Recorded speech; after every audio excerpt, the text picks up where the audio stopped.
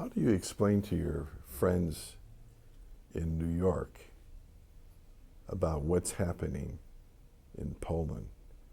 Even if they were born in Poland, they couldn't really comprehend it. It's almost like an analogy of you've never been to Israel before. You go to Israel and you see how small it is, and then your whole framework changes.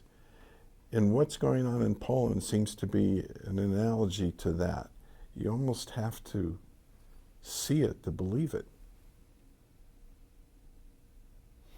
Well, the fact is that when you see it, you do believe it. Because good things are happening here. We are witnessing a true Jewish renaissance in Poland. There are not too many registered Jews as Jews in Poland, but there are 10 times as many people who have Jewish roots and who are interested in the Jewish tradition. And the fact is that every year there are more and more of them.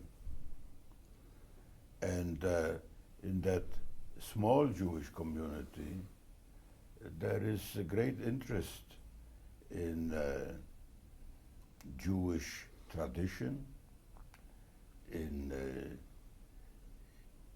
Jewish history, that very long history, the kind of history that is very unique, and the kind of history which really not only all Jews can be proud of, but which formed, I would say, the cornerstone of the whole Western civilization. And we, Polish Jews, or descendants of Polish Jews, I think should be very proud of that. And certainly my children, who have been to Poland already a number of times, are proud of that. And I think that the museum, which will open its doors with the exhibition next year, will show hundreds of thousands of young people who will be coming here. First and foremost, our young Jewish sons, daughters, grandchildren, also all the Polish children, all the people who will come here through this new portal, which our museum will provide, will really see something unique that is here, happening here in Poland. And this will be a very great difference between what the young people, Jewish people, young Jewish people, saw when they were coming in the last, say, 20 years, 25 years to Poland on these so-called marches of the living, where all they really saw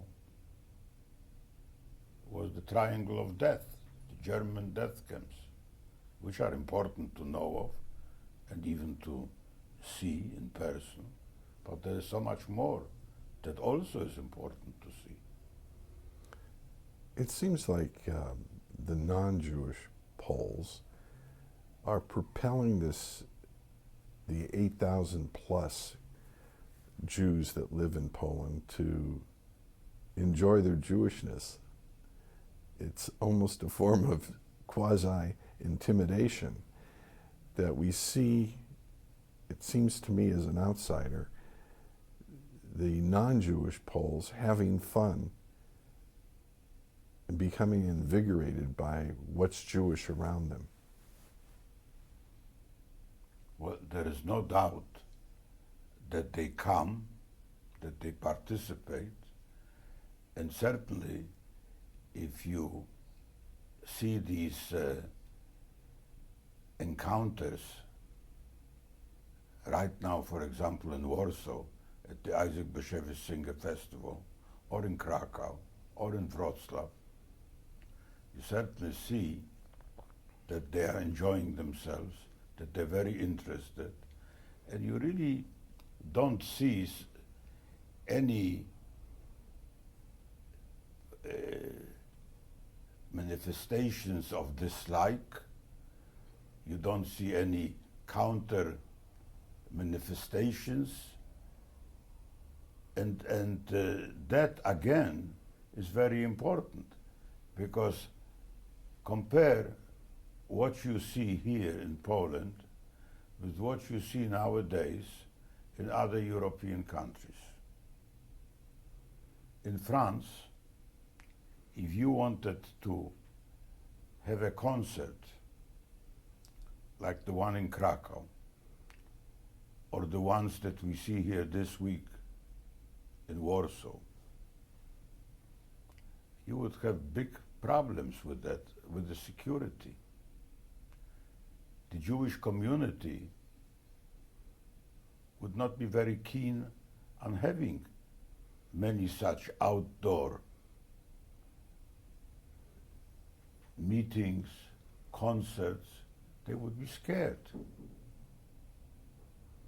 Not just, let's say, in one country. You would find that fear, and very well-founded fear, in France, in Holland, in Belgium, in Sweden, in England, in Poland,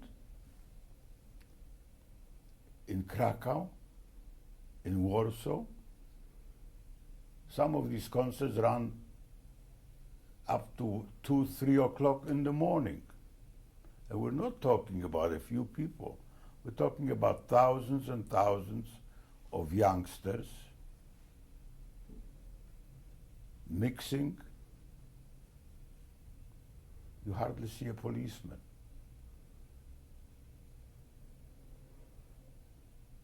You've become, in a sense, if not one of the leading Pied Piper for the Jews from Poland coming back to Poland, helping identify these positive niches that are out there in this country of Poland.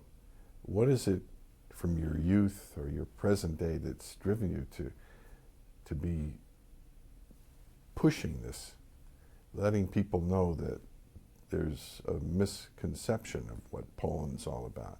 What's driving you to do this? Well,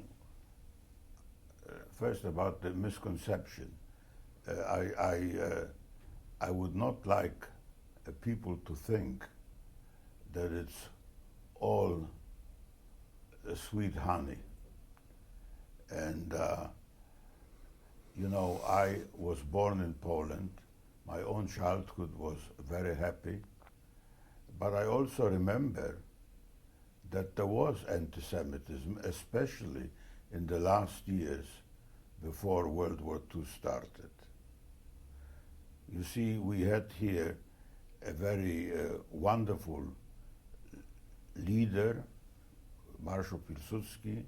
We had a very good government after World War I ended. And then gradually in 30s, perhaps in tune with growing fascism in Germany, with the growing dictatorship in Russia, and the reaction to it here. And unfortunately, fascism also had some followers growingly in pre-war Poland.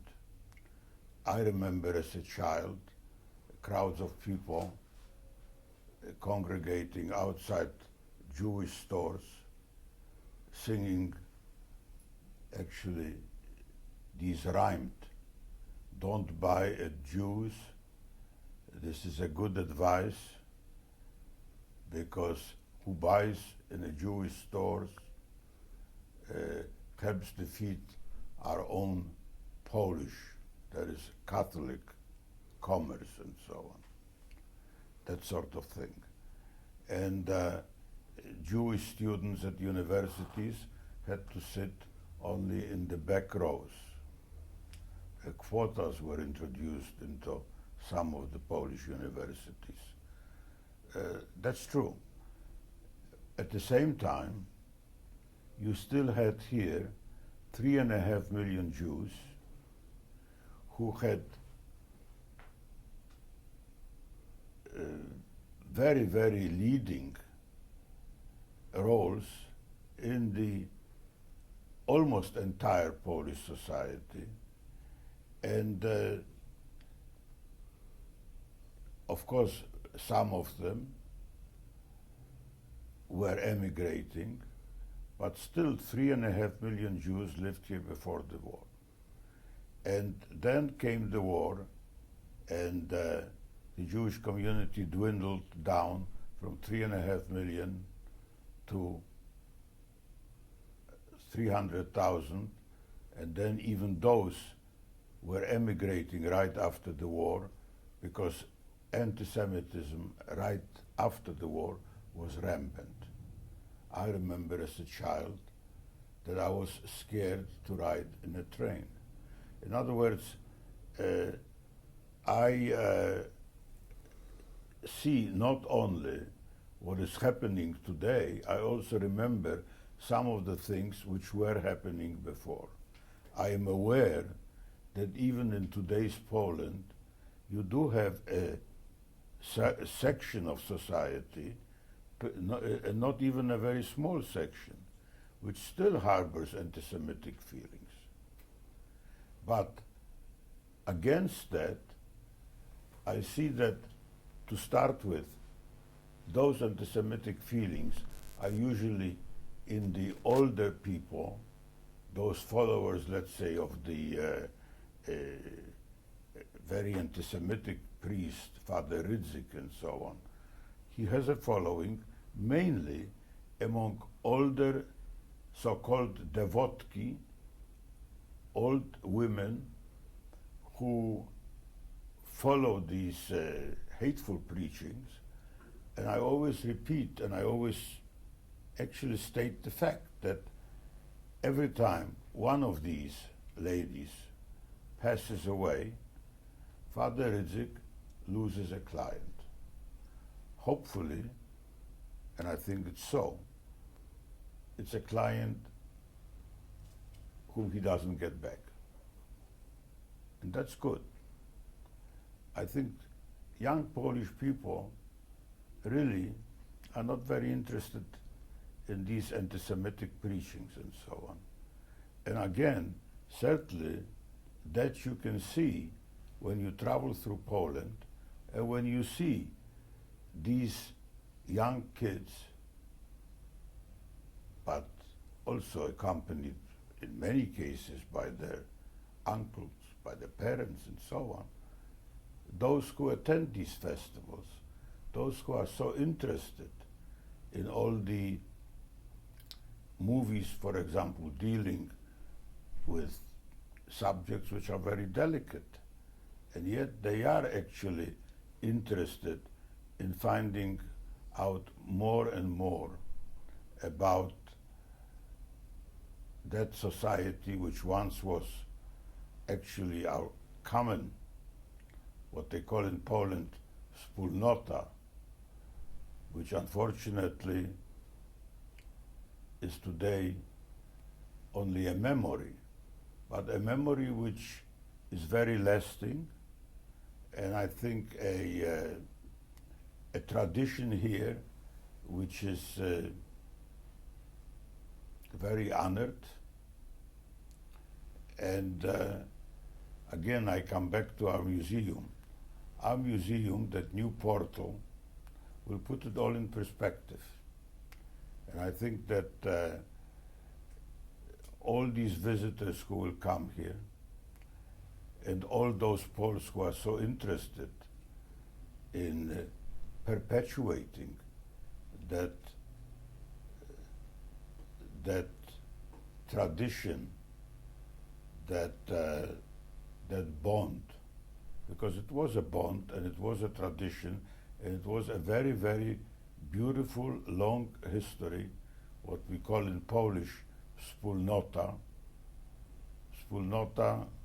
common history, which produced so very, very much.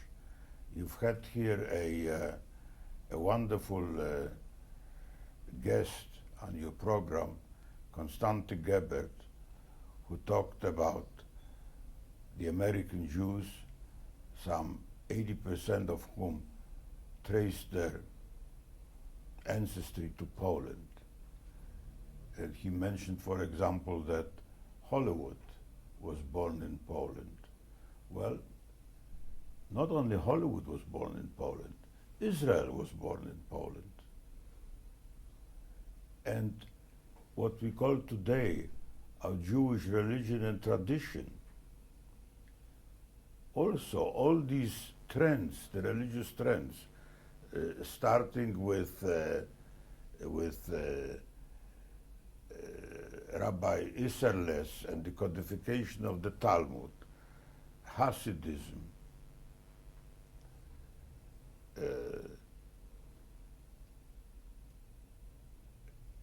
Hasidism. I have to stop for a minute. It's okay. Because I have to collect myself. It's okay.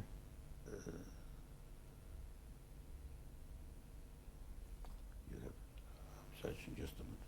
Let me just think for a minute. You had. We're stopping now for a minute. Yeah, it's not a problem. You had. I just want to mention these. You had Hasidism, Kabbalah. Jewish humor. There's a long list of What's that? Jewish humor, like I talked to him Yeah, about. no, but you. I'm just talking about. No, okay, we can continue. All right. You have all these great movements, Hasidism, Kabbalah, Zionism, all of that. When I mentioned here Israel as having been born in Poland, well, the Halutzim, 90% of them came from Poland. Every single president either was born in Poland or his parents were born in Poland. Every prime minister of Israel was either born in Poland or his parents were born in Poland. Well, when you think about all these hundreds of years, but not only were all these so important to us, our presence here, but also very important to what is Polish culture today. Some of the greatest Polish poets, such as Korczak, Tuwim, Brzechwa, some of the great painters, the whole mathematical school in Poland, trade, industry, we're all part of it here. You know, the great Polish hero, Tadeusz Kościuszko, who was also a great hero during the American Revolution, his chief lieutenant, the man who actually led the Polish cavalry and whose entire regiment consisted of Jews, was Berek Yoselewicz. In cutting among these murdered Polish officers, you had 1,200 Jewish officers who were murdered because we fought in Polish wars. We were part of the society. We're part of the society here for 1,000 years.